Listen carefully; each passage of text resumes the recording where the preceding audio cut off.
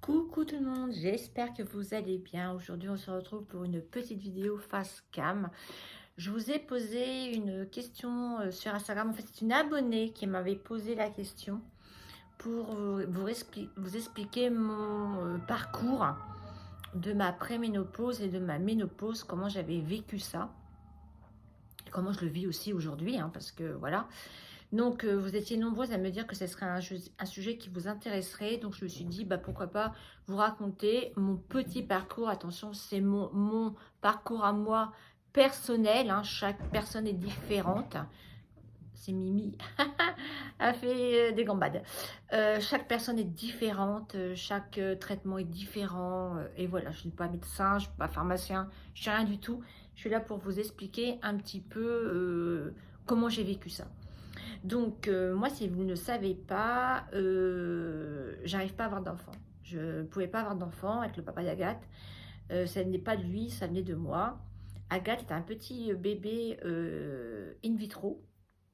Je l'ai eu par fécondation in vitro. J'ai mis 6 ans à l'avoir. Si vous voulez, je pourrais vous expliquer le parcours et tout ça. Donc, j'ai fait 3 inséminations artificielles et ça n'a pas fonctionné du tout. J'ai fait une première fécondation in vitro. Là, je suis tombée enceinte. Malheureusement, au bout de 4 mois, j'ai fait une fausse couche. Donc, c'était assez des traitements assez longs, forts et compliqués qui te prennent sur l'organisme, hein. Attention, c'est des traitements lourds. Et donc là, j'étais échaudée. Je me suis dit, jamais on y arrivera, jamais on y arrivera.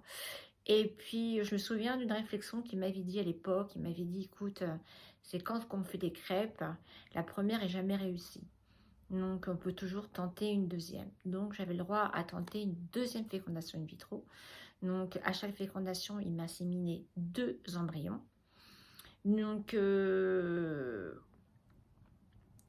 tout ça pour vous dire que je suis tombée enceinte. Et que j'en ai pas eu 2, j'en ai eu qu'un. J'ai pas vu le deuxième partir. Donc, j'ai eu Agathe. Tout ça pour vous dire que j'ai eu 6 ans de traitement hormonal. 6 ans pour avoir un enfant, pour avoir ma fille maintenant, Agathe, vous la connaissez un petit peu pour celles qui me connaissent, qui me suivent depuis longtemps, qui va avoir 20 ans en juin. Donc, j'ai eu ces traitements-là et je savais qu'un jour ou l'autre, ça allait me retomber dessus parce que à long terme, ça peut jouer sur ton ossature. J'ai des mal de dos et tout ça.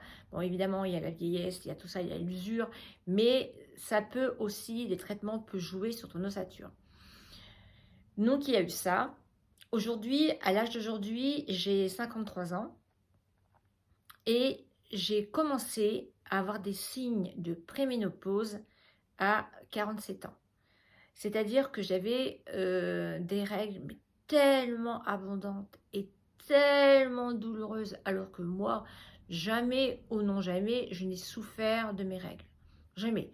J'ai toujours eu mes règles, voilà. Par contre, c'était assez abondant, mais moins abondant que la préménopause, en fait. Je ne savais pas que c'était la préménopause, en tout cas. Donc, je suis allée voir mon gynécologue à l'époque, et qui m'a consulté et tout ça, et qui m'a dit pour moi, vous êtes en préménopause. Donc, j'avais 47 ans.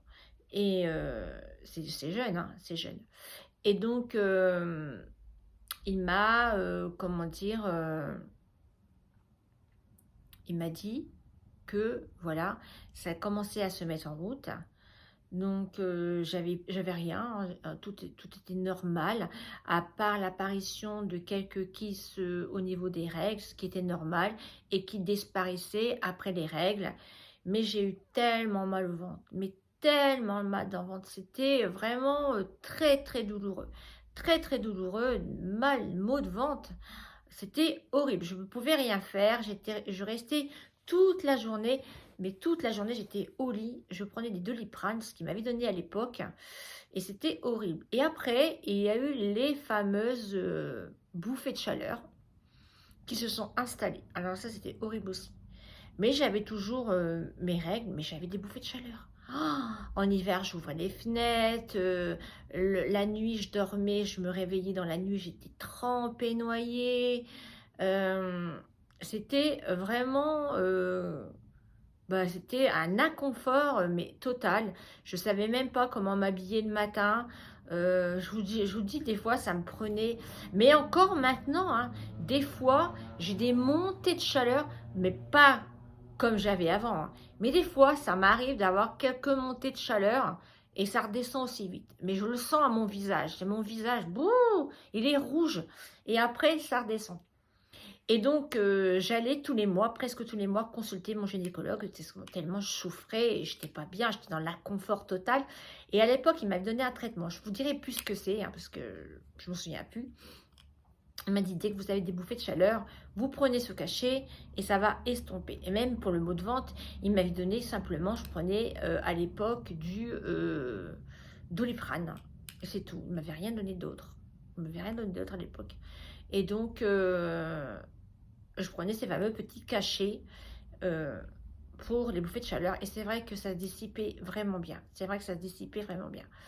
Et après, il s'est vu que je n'ai plus de règles. Plus du tout. Un mois sans règles. J'ai dû consulter. Il m'a dit, ben voilà, à mon avis, vous êtes ménopausée. Donc, et j'ai perdu beaucoup de poids. Par contre, moi, la ménopause, j'ai perdu beaucoup, beaucoup de poids.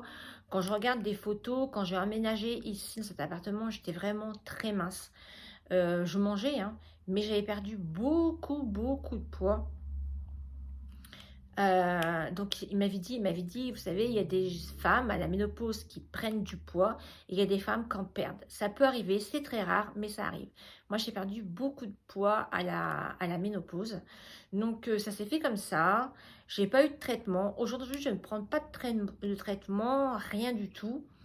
Je n'ai plus mes règles du jour au lendemain. Il m'a dit qu'il faut laisser Dame Nature faire son chemin. Et voilà. Donc, je vous dis, j'ai qu'une ampoule de vitamine D que mon médecin me donne.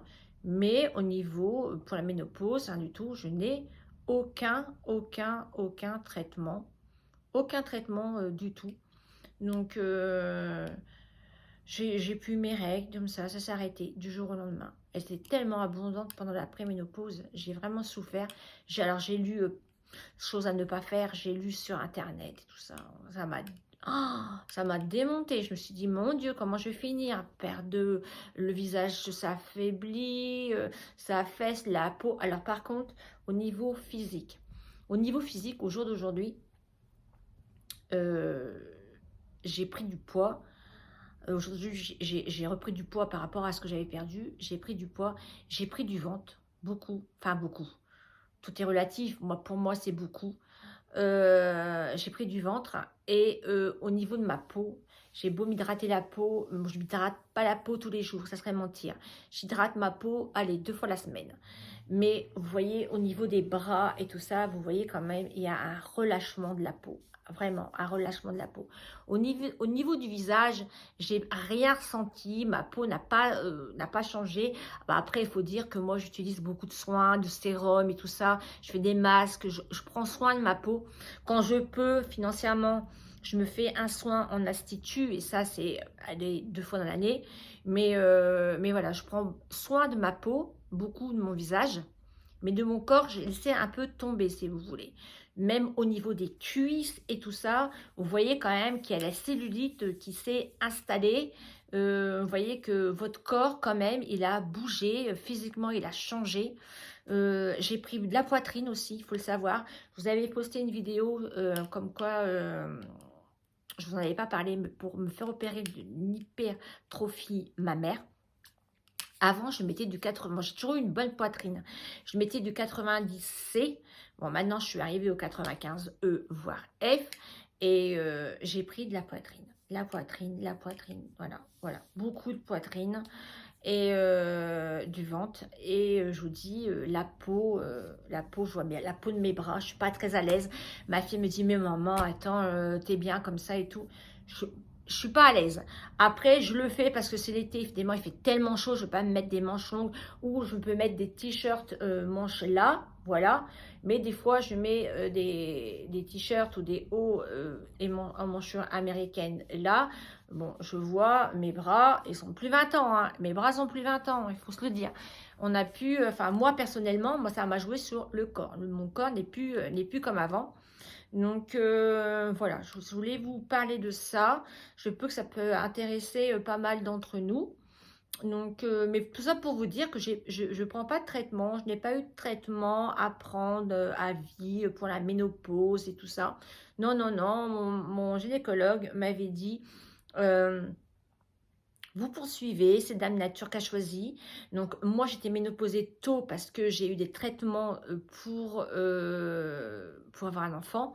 Donc, ça, je savais à l'époque, l'obstétricien qui me suivait me l'avait dit. M'avait dit, vous, par contre, vous risquez d'être ménopausée tôt à cause des traitements. Donc, je le savais, mais voilà, ça m'a pas gênée, ça m'a pas... J'ai subi, si vous voulez, mais normalement, ça m'a pas affaibli le moral. Je le savais, mais avant de plus avoir mes règles, j'ai vraiment souffert du ventre. C'était le pire. C'était le ventre, mal au ventre, mais mal au ventre. Des règles abondantes, mais je vous jure, je vous dis, je restais une journée alitée. J'avais l'impression que je faisais pipi debout, tellement ça coulait. C'était horrible, horrible, genre hémorragie. C'était horrible. Et dedans, il y avait des petits caillots. Et je me souviens, mon gynécologue m'avait dit, écoutez, c'est bon. C'est des petits caillots, c'est parce que le nettoyage, tout le sang, tout part. Donc, c'est bon signe. Donc, voilà, si vous avez des règles abondantes, si vous avez des petits caillots dans vos règles et tout ça, sachez que c'est normal, c'est parce que tout se nettoie. C'est, voilà, la nature fait bien le travail et tout se nettoie normalement. Donc voilà, pour ma petite anecdote de ma préménopause et de ma ménopause. Aujourd'hui, j'ai 53 ans, je vis très bien sans mes règles, hein, il n'y a pas de problème, sauf que bah, mon corps a changé, évidemment, mon corps a changé, j'ai plus le corps svelte que j'avais avant. Voilà, il faut accepter, moi j'accepte, hein, je suis comme je suis, déjà je suis quelqu'un qui n'a pas confiance en moi, donc avec ça par-dessus le marché, ben, c'est vrai que j'essaie de m'habiller en fonction d'eux, mais voilà, c'est comme ça, c'est la nature et c'est comme ça. Voilà tout le monde pour cette petite vidéo, j'espère que ça vous a plu.